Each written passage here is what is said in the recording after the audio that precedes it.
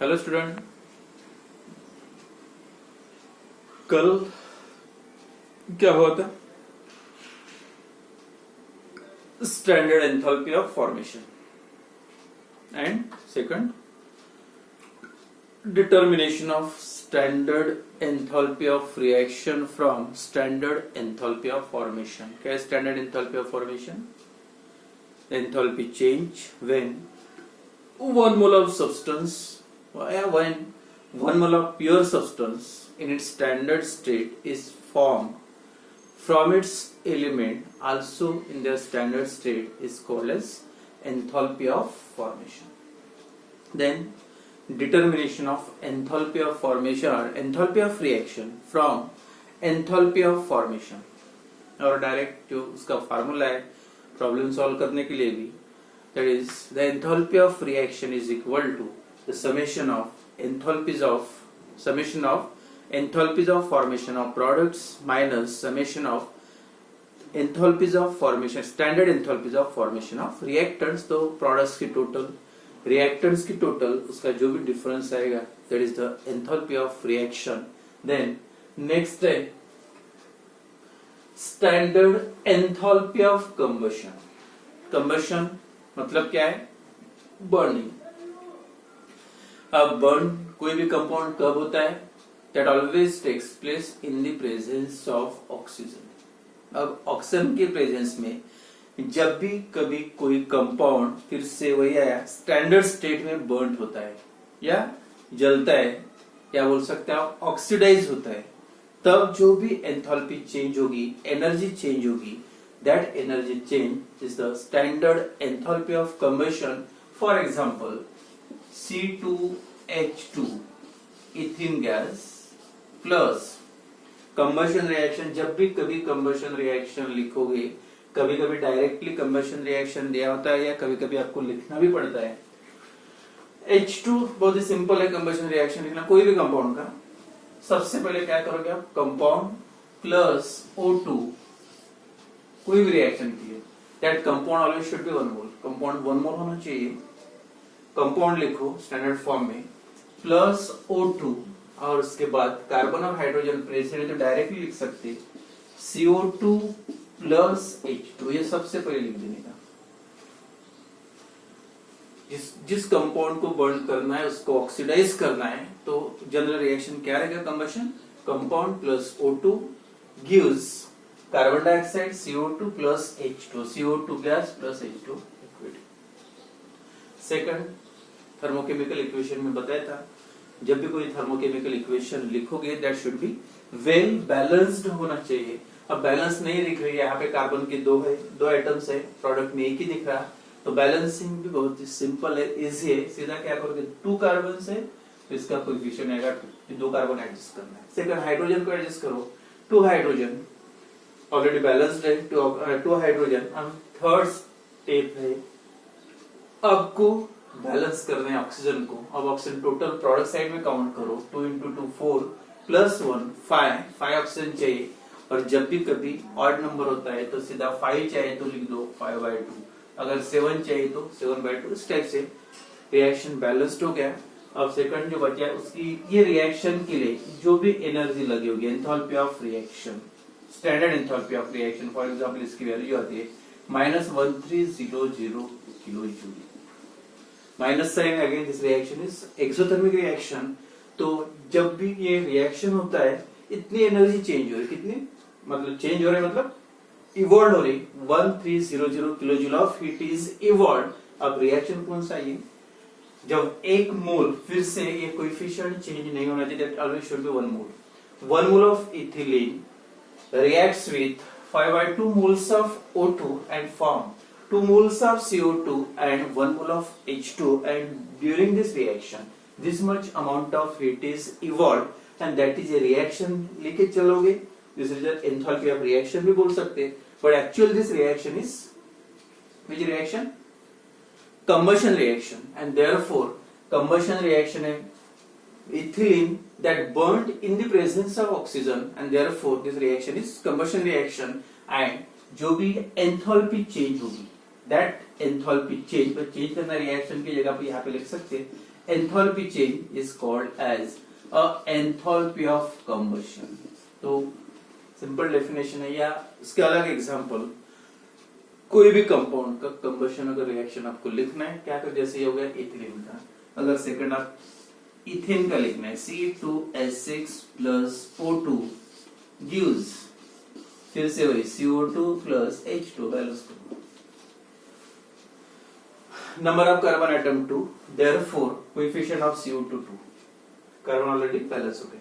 Second, number of hydrogen 6, therefore H2 को balance करना है तो 6 के लिए लेना पड़ेगा आपको 3।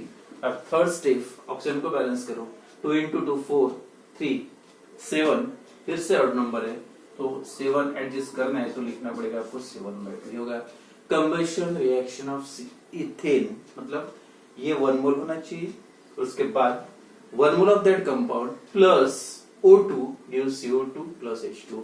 या अनदर, फिर से एग्जांपल अगर इसका लिखना है C2H5OH ethyl alcohol plus O2, same product CO2 plus H2, number of carbons 2, therefore 2 CO2, number of hydrogen 5 plus 1 6 है, ये 5 plus ये OH का 1 6 मतलब 3 H2, then ऑक्सीजन बैलेंस करो, कितना है 2 into 2 4 और ये 3 7, कितना है, नहीं ऑलरेडी एक यहाँ पे ऑक्सीजन प्रेजेंट है तो 6 बैलेंस करना है तो 6 के लिए आप लिख सकते डायरेक्टली 3। तो इस टाइप से आप कोई भी कंपाउंड का कंबशन, तो जब भी कभी कंबशन रिएक्शन लिखोगे, या इसी रिएक्शन को ऑक्सीडेशन भी बोल सकते हैं, कंबशन रिएक्शन लिखोगे, compound plus O2 gives CO2 plus H2, first step carbon को बैलेंस करो, जितने कार्बन चाहिए है रिएक्टेंट में उतने CO2, हाइड्रोजन को बैलेंस करो H2 में, और थर्ड स्टेप ऑक्सीजन को बैलेंस करना है। तो अब ये जो सभी रिएक्शन में दिख रहा है आपको, 1 मोल कंपाउंड इथिलीन हो या इथेनो या इथाइल अल्कोहल हो, 1 mole of compound in standard state, अब जैसे इथाइल अल्कोहल लिक्विड में तो liquid, 1 mole of compound in standard state burn completely in the presence of oxygen. जब 1 मोल कंपाउंड स्टैंडर्ड स्टेट में ऑक्सीजन के प्रेजेंस में burn होता है, then enthalpy change, energy change, that much amount of energy is called as standard enthalpy of combustion.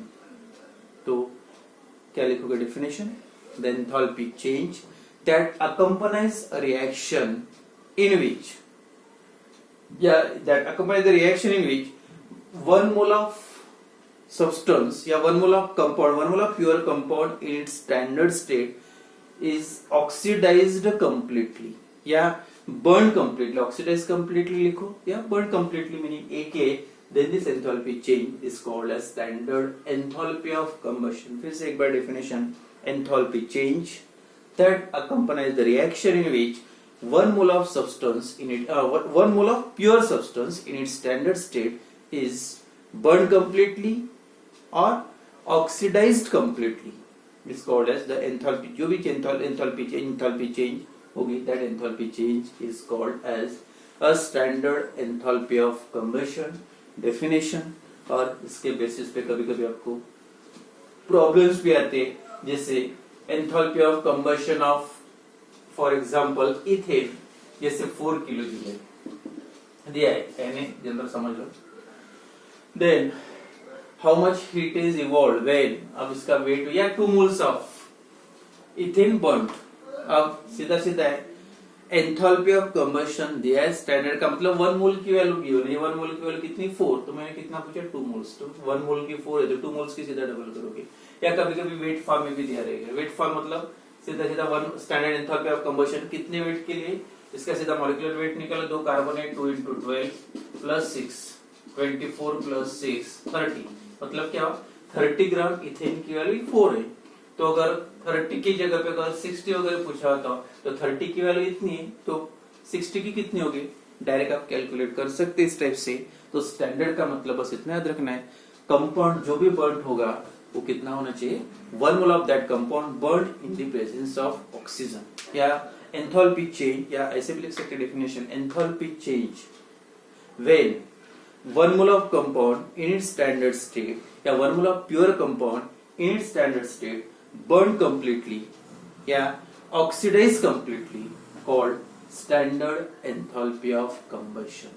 ठीक है, तो ये डेफिनेशन और उसके प्रॉब्लम्स आते। Then next topic is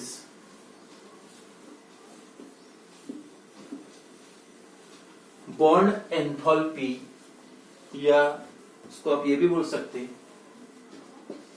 bond energy.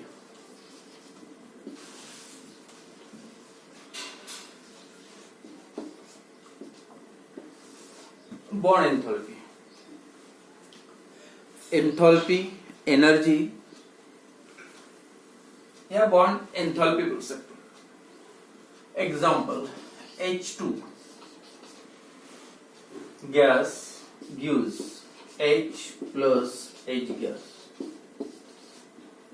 Reaction है तो आप डायरेक्ट कोई भी रिएक्शन को लिख सकते हैं, तो हर रिएक्शन के लिए कॉमन रहेगा enthalpy of reaction, standard enthalpy of reaction, that is 346.4। 346.4 that is enthalpy of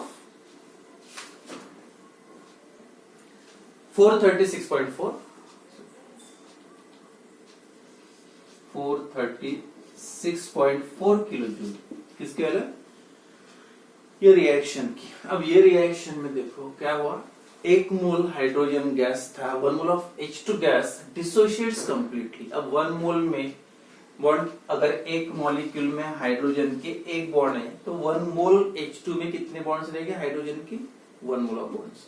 तो एक मोल जब बॉन्ड ब्रेक हुए, एक मोल हाइड्रोजन गैस में जितने भी बॉन्ड्स थे सभी ब्रेक हो गए, और उसका प्रोडक्ट क्या मिला, हाइड्रोजन एटम्स बोलो या रेडिकल्स बोलो। तो 1 मोल कोई भी कंपाउंड, अगर वो 1 मोल कंपाउंड है तो उसका कंप्लीट डिसोसिएशन करने के, और डिसोसिएशन ही करने का मतलब है उसका बॉन्ड ब्रेक करना। H बॉन्ड ब्रेक हुआ, ए reaction that form H plus H, तो एनर्जी कितनी लग रही, अमाउंट ऑफ एनर्जी रिक्वायर्ड भी बोल सकते हैं, amount of energy necessary to break a particular covalent bond. लेकिन इसमें कितना होना चाहिए वो, दैट इज 1 मोल ऑफ, तो इसी को आप नाम दे सकते हैं बॉन्ड एंथैल्पी जब लिखना रिएक्शन, और ये 1 मोल H2 था इसलिए इसको आप ऐसे लिख सकते हैं स्टैंडर्ड मतलब बॉन्ड एंथैल्पी ऑफ H2 क्या आएगा, HH, मतलब ये HH बॉन्ड ब्रेक करने के लिए कितनी एनर्जी लगेगी, तो कितनी वैल्यू है 3। जनरली बॉन्ड एंथैल्पी की जो वैल्यू होती है always positive, amount of energy required to break a particular covalent bond. तो बॉन्ड एंथैल्पी का मतलब bond enthalpy of HH bond. Here another example, HCl gives H plus Cl. Same, consider करो if it is a reaction, तो enthalpy of reaction, standard enthalpy of reaction कितनी, HCl के लिए 431.9 kilojoule. तो यही value आप in form of bond enthalpy लिख सकते हैं, del H0 of HCl bond. यहाँ पे HCl बॉन्ड दिख रहा है, मतलब bond enthalpy of HCl bond, and value है कितनी 431.9 किलोजूल। मतलब ये बॉन्ड ब्रेक करने के लिए HCl 1 मोल HCl में फिर से 1 मोल HCl बॉन्ड हो गए, सभी को ब्रेक करने के लिए कितनी एनर्जी लिख रहे हैं 431.9 kilojoule of kilojoule amount of energy is required to break a particular covalent bond in a 1 mole of H2 बोलो और इन 1 मोल ऑफ HCl। तो 1 मोल HCl में जितने भी मॉलिक्यूल्स प्रेजेंट है HCl के, सबको डिसोशिएट करने के लिए जो एनर्जी लगे, that much amount of energy is called as a bond enthalpy या बॉन्ड एनर्जी। तो सीधा है मीनिंग बॉन्ड ब्रेक करने के लिए लगने वाली एनर्जी। बस स्टैंडर्ड वैल्यू आपको ये याद रखना है, जब भी बॉन्ड ब्रेक हो गए तो वो कंपाउंड होगा, मॉलिक्यूल होगा, वो कितना होना चाहिए, ऑलवेज शुड बी 1 मोल। तो 1 मोल मॉलिक्यूल में जितने भी बॉन्ड्स प्रेजेंट हैं सबको ब्रेक करने के लिए जो एनर्जी लगती है, that energy is called as bond energy, या उसी को आप बोल सकते हैं bond enthalpy, bond dissociation enthalpy, या बॉन्ड डिसोसिएशन एंथैल्पी या बॉन्ड ब्रेकिंग। तो क्या लिखोगे definition, what is bond enthalpy, enthalpy change necessary या enthalpy change required to break a particular covalent bond in a 1 mole of gaseous molecules। और जब भी bonds break होंगे तो जनरली कौन से फॉर्म में होते हैं, जो भी कंपाउंड को ब्रेक करना है मॉलिक्यूल को, गैसेस स्टेट में होता है। Enthalpy change necessary to break a particular covalent bond in a 1 mole of gaseous molecules to produce gaseous atom या रेडिकल्स। रेडिकल्स भी बोल सकते हैं, एटम भी बन सकते हैं, रेडिकल भी फॉर्म हो सकते हैं। तो 1 मोल गैसेस मॉलिक्यूल्स को ब्रेक करके गैसेस एटम में कन्वर्ट, लेकिन बस इतना याद रखो, ये जो भी मॉलिक्यूल होगा वो कितना होना चाहिए, ऑलवेज 1 मोल।